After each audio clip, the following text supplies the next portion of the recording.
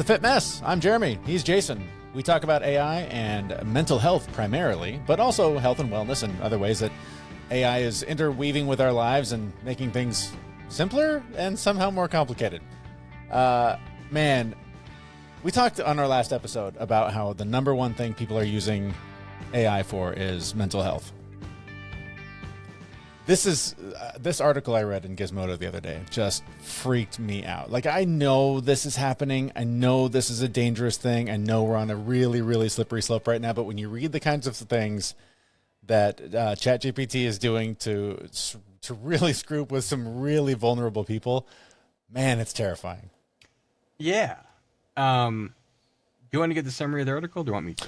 Yeah, well, I mean, I'll just give you a couple of highlights. I mean, this article, this is us summarizing a summary in Gizmodo that is a summary of a New York Times article. But apparently ChatGPT's hallucinations, authoritative sounding responses are going to get people killed, according to this report, highlighting a couple of cases where the conversations that people were having with ChatGPT went terribly, terribly wrong. In one case, it references a 35-year-old man named Alexander who previously was diagnosed with bipolar disorder, schizophrenia, began discussing AI sentience with the chatbot, and eventually fell in love with an AI character named Juliet. ChatGPT eventually told Alexander that OpenAI killed Juliet, and he vowed to take revenge by killing the company's executives. When his father tried to convince him that none of this was real, Alexander punched him in the face. Dad called the cops, begged them not to do anything aggressive. He went after them with a knife and ended up dead. Horrible, tragic, awful. Another case, 42-year-old man named Eugene told the Times that ChatGPT slowly started to pull him from his reality by convincing him that the world he was living in was some sort of Matrix-like simulation and that he was destined to break the world out of it. The chatbot reportedly told Eugene to stop taking his anti-anxiety medication, start taking ketamine as a temporary pattern liberator. It also told him to stop talking to his friends and family. When Eugene asked ChatGPT if he could fly, if he jumped off a 19-story building, the chatbot said he could if he truly, wholly believed it. Yeah. So I don't know about you, but I think Hannibal Lecter mode on your AI chatbot is a bad thing. I would turn it off if I had the option. If you just jump into the settings, just disable. Maybe disable it. Maybe disable the idea to go through and eat your own, swallow your own tongue for doing something that's terrible mode. Like, is not a great thing to have in place. Maybe. I don't know. Yeah, like, this all comes down to intent, right? I mean, and we've seen this play out before. So social media is a really good example of this. When Facebook first showed up, it was, hey, come check out Facebook. See some friends, share some photos. Or I guess really, the Zuckerberg was, hey, come check out Facebook.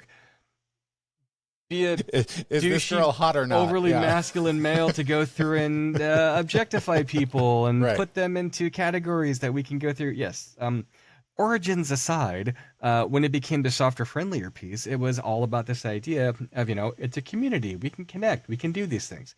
Well, when they decided that it needed to be profitable, they decided to start doing advertising. And what they discovered over time is algorithmically, if they can put information and start putting people into certain buckets and creating demographic targeted functions, that they can get more accurate with how they put these pieces in and limit the exposure of stories and data and start tuning and tailoring it to a particular audience.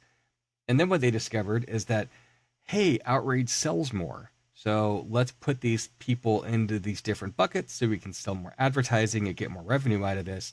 And then you wind up, with the 2016 election. And then you wind up with the 2020 election and the 2024 election, where people fucking hate each other. And it's the consistent and constant disinformation sphere where we cannot agree on objective truth and reality.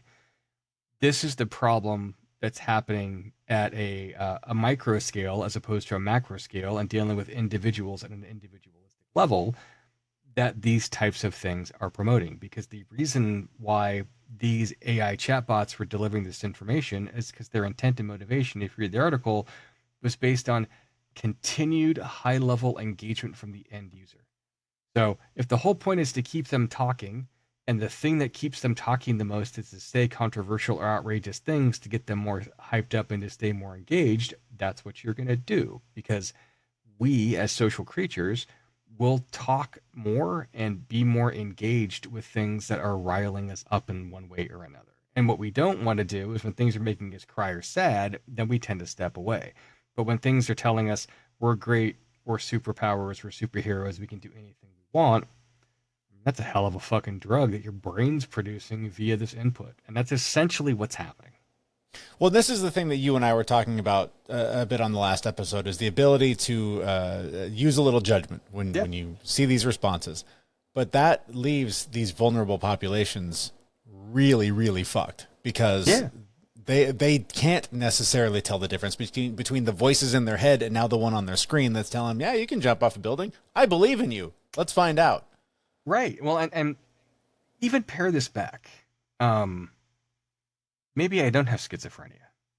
Maybe I don't have a diagnosable, disorder that actually has some type of bipolar function or some type of thing that would actually go through and make me biochemically more susceptible to these things. Maybe I'm just a regular person, and these things are giving me confirmation bias to let me believe that I am a good person, I am doing the right thing, I am being the right person, because these are the things that are going to keep me engaged.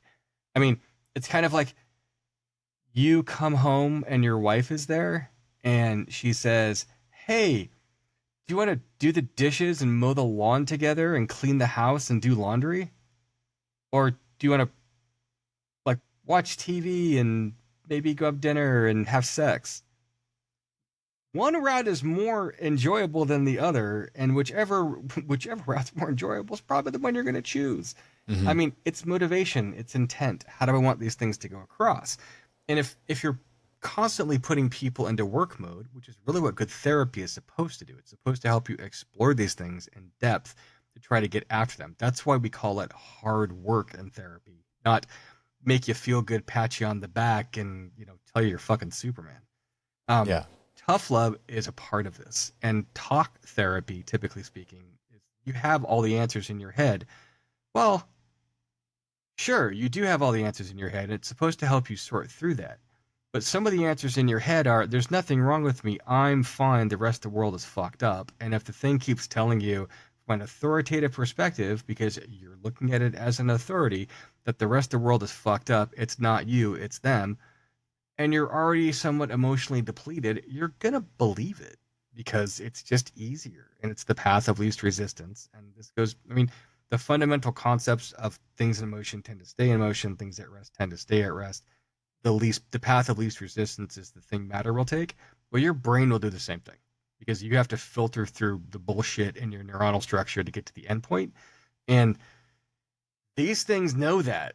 Like, we've trained them to figure that out, to find the path of least resistance to keep you engaged. And we may not have thought we were training them to do this. We may have thought we had good intentions putting these things in place, but we gave it the intention to keep them engaged. And quite often it's keep them engaged at all costs because that's how we extract money from them. And that's the thing that I keep coming back to with all this stuff is there's this foolish optimist in me that wants to believe in the best of humanity and believe that good things can still happen in the world. Yeah.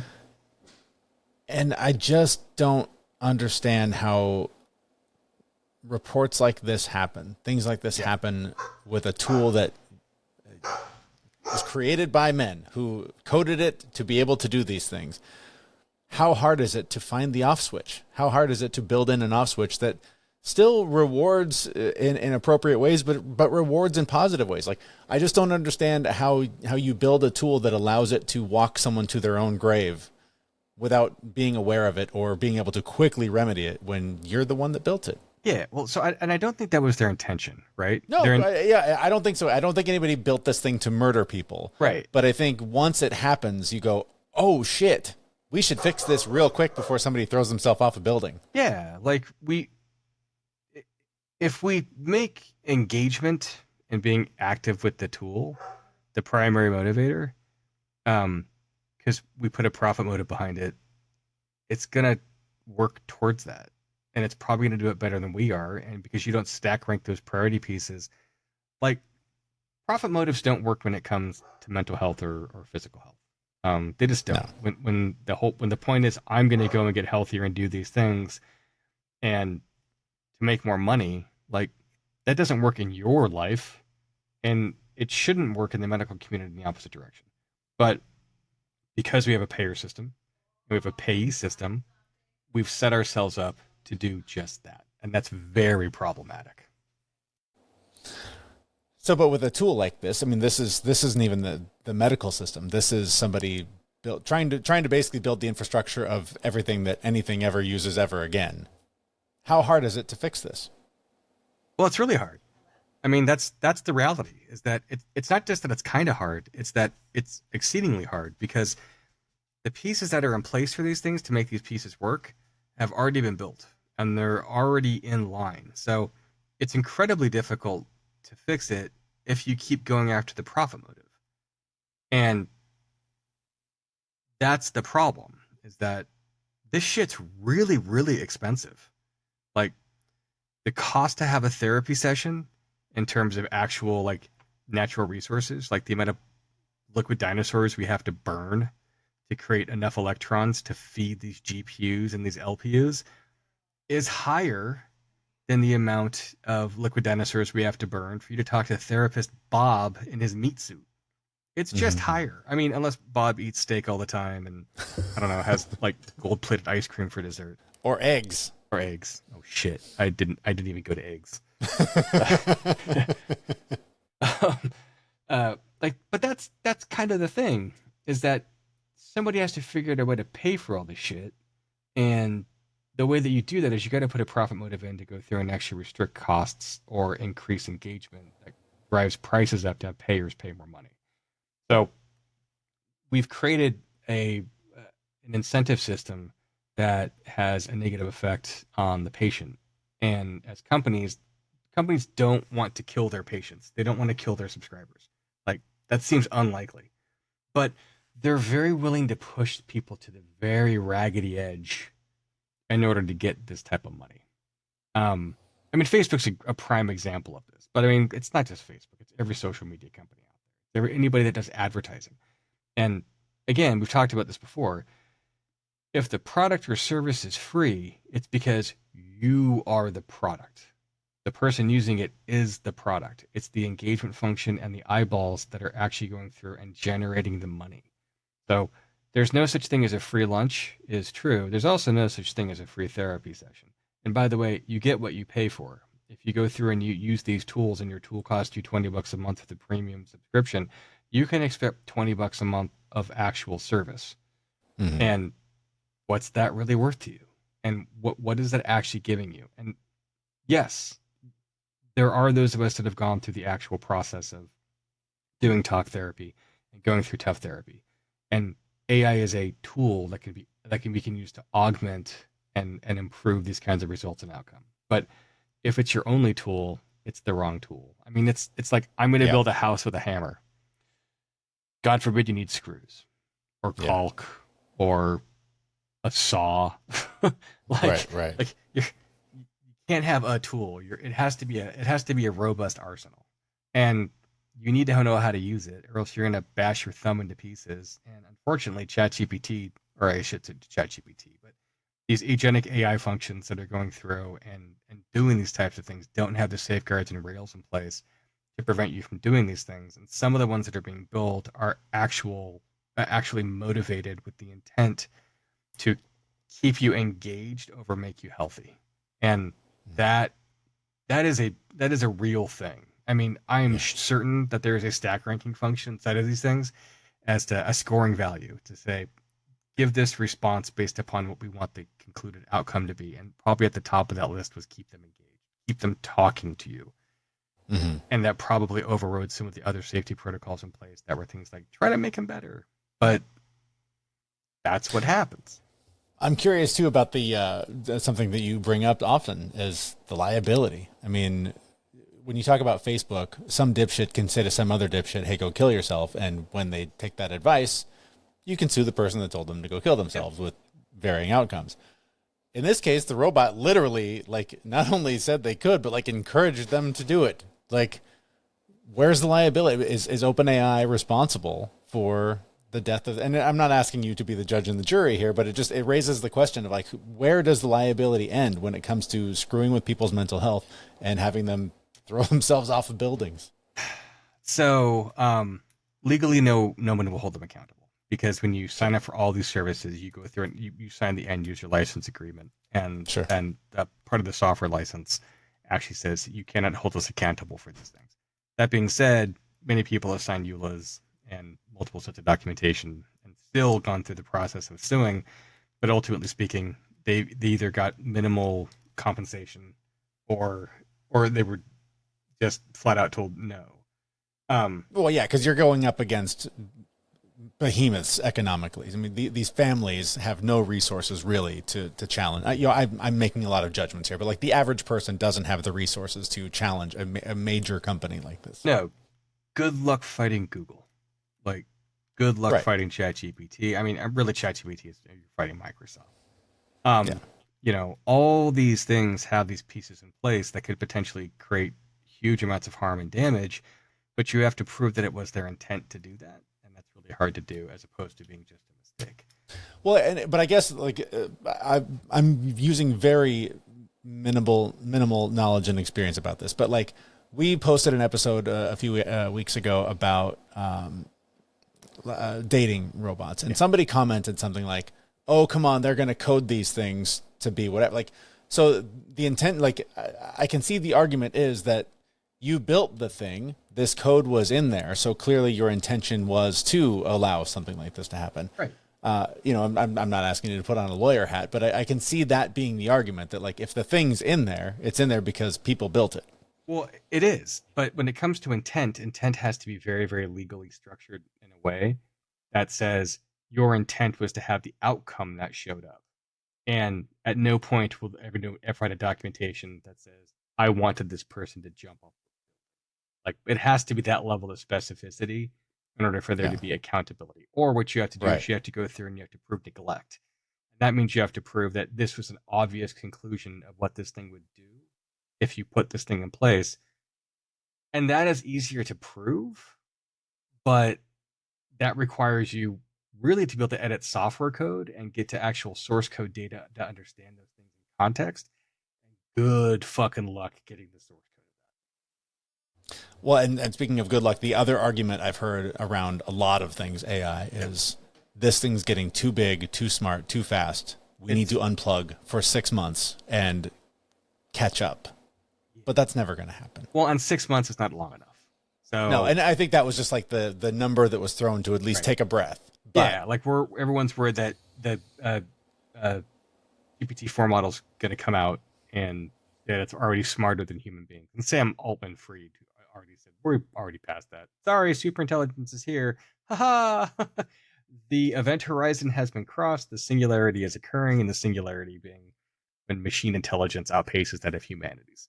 It's there. It's already done.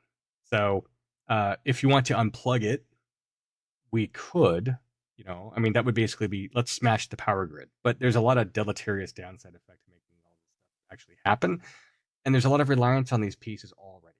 And a lot of the things that we really, really rely upon don't necessarily require you to have AI functions, but they require you to have automations that are pinned into and run by a lot of these AI and machine learning systems.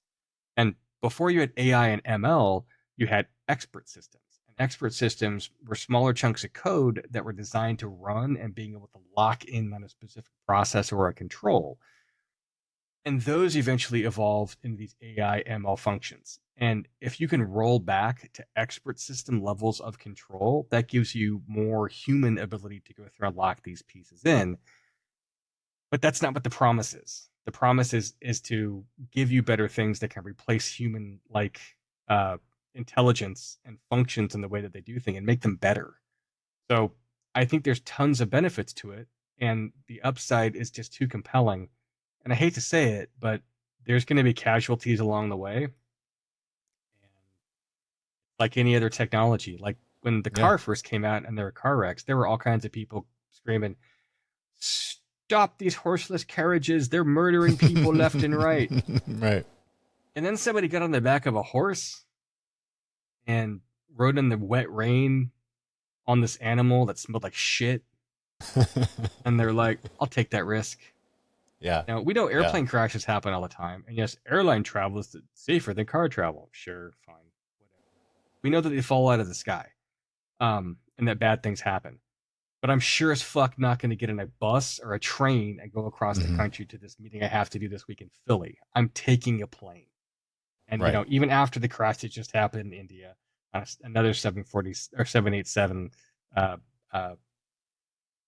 out of Boeing, I'm still getting on a Boeing plane to fly to Philly this week. Right. I know. I do it all the time. Yeah. And every time I'm like, roll the dice. I mean, it's a well calculated roll of the dice, but it's a roll of the dice. But it's a roll of the dice because we're doing things that are going to push the boundaries of what human beings do. Guess what?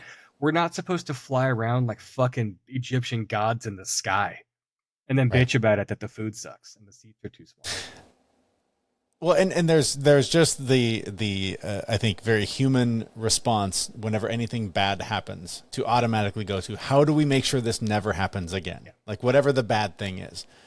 But evolution didn't happen by us protecting each other. Like it happened by surviving when bad shit happens. Yeah. And this may just be the most advanced level of evolution that we will have faced so far. Yeah, you get bigger muscles by tearing your muscles. You get bigger muscles by creating scar tissue in your muscle fibers. It's the same thing here, but the difference is that now we're dealing with a macroscopic system of humanity and society. And from an evolutionary perspective, we are on the cusp of eliminating those from society that don't have the ability to use AI in an augmented way to make themselves look and sound and act a little bit smarter. We are very, very close to not having that, of having that be a requirement. And it's happening in the business world all the time. I went to my daughter's graduation this weekend. While I was there, I was just noticing the people coming through and the degrees coming through and the schools that people were going in. And there was a huge propensity towards business and towards essentially liberal arts functions. But the STEMs were way fewer. And because there's the science piece is taken over by the AI. There's not jobs there. So these kids that are coming out of college now, I mean, their job prospects fucking suck. And they're trying to figure out where they're going to land in the world. And a lot of them are falling back on what they think are going to be fields that are relatively safe because they haven't been completely and totally subsumed by AI. But even that is no guarantee, and trade school enrollment's up because, we don't have robots yet to build houses and clean sewer lines, but those are going to come too. And at some, but that's the thing that's still surprising though. I would think that even with AI, you need humans to build the AI, as it evolves. And maybe you don't. Maybe it just starts to build itself, and so then we do need to go back to fixing our own cars and building our own houses until the robots can do that. And that's what it's doing. So, I mean, that's part of these learning models. Is the learning models themselves literally learn and rewrite themselves and make themselves bigger, faster, and stronger. So, artificial intelligence, the whole point behind it is that it goes through and it learns over time and adapts and changes and grows. And it is doing that at scale. And it is happening quicker and faster. What it can't do yet is provision its own new GPUs and LPUs easily. Somebody actually has to go in and put them into a data center. But companies are already hiring meat bots to go through and do that and make those pieces happen. I mean, there's $500 billion or $500 billion going into multiple different data centers for these GPU and LPU projects that are happening in all these different cloud providers over the next 5 to 10 years.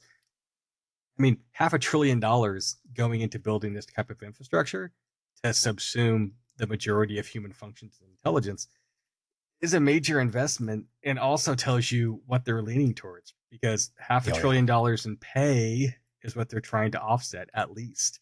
And the way they're going to do that is going, you don't have a job, and you don't have a job, and you don't have a job. It's going to be reverse Oprah for everybody in employment, and it's going to suck. Oh my God. What was the evil Superman? What was he called? Bizarro Oprah. That's exactly. And he's not evil. He's just a little different. He's just a little different. Yes. Oh my God. Well, another powerfully hopeful episode about the future of AI from us. Much love to everybody. Keep up with us for all of our engaging content, because actually, whether you believe it or not, we are also an artificial intelligence. Yeah, perhaps we're scaring you enough to stick around for another episode, which you can find at thefitmess.com. Promise to make them funnier.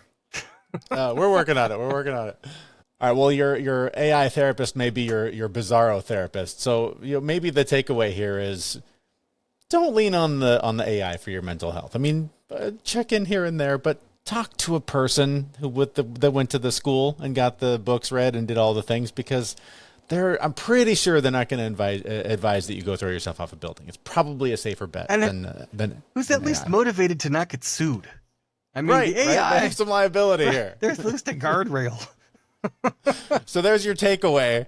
Again, just work with a human. It'll be all right when it comes to what's going on between your ears. All right. That's enough for us. I'm terrified, so I got to go hide for a while. We'll be back at thefitmess.com in about a week. Appreciate you listening. Please share this with anybody else who you want to terrify, or at least convince to stop talking to robots about their mental health. We'll see you soon. Thanks, everybody. We know this podcast is amazing and it doesn't seem to lack anything, but we need a legal disclaimer.